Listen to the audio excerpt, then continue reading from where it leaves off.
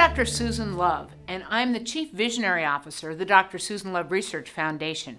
Our mission is a future without breast cancer, and we do that through innovative research into the cause and prevention of the disease. Inpatient Science is a series of videos that help explain to you breast cancer, how it works, and what your choices and options are. When breast cancer comes knocking at your door, it brings with it a lot of questions. Should you have surgery? Is radiation therapy best? What about chemotherapy or hormone therapy? Are there other options? Should you try one treatment before another? Although there seem to be many choices, thanks to the hundreds of thousands of breast cancer patients who have participated in clinical research studies over the years, we have a pretty good idea of which treatment is the best for you. When clinical trials are conducted, the effectiveness of a new treatment is often compared to a standard treatment.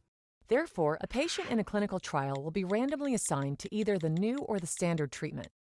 If there is no standard treatment, all patients receive the new treatment. Some people hear about clinical trials and think, "Not me, I want the best care available." The fact is, clinical trials provide some of the highest quality care. In fact, the experimental treatment may turn out to be better than the standard one. Clinical trials are divided into phases.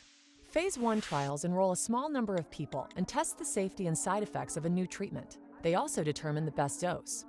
Phase 2 trials enroll slightly more people. They look at safety, effectiveness, and side effects over a larger population. Women with metastatic breast cancer may want to consider Phase 1 or Phase 2 trials. They test the newest drugs and approaches and can provide access to more options.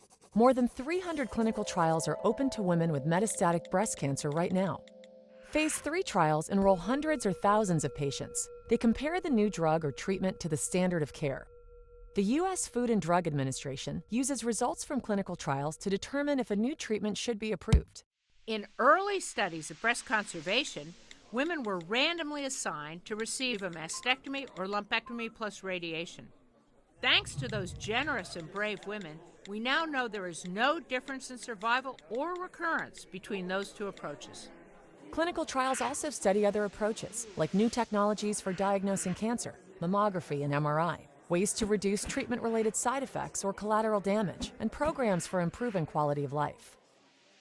Everything we do today to treat breast cancer is because courageous women and men were willing to participate in research for the good of others.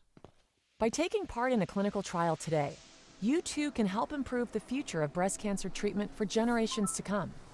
That's something to feel good about.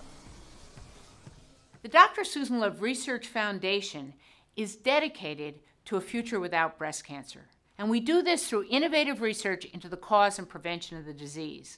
We ask you to join us at drsusanloveresearch.org. You can participate in our research, you can support our research, because if we all work together, we can be the generation that ends breast cancer.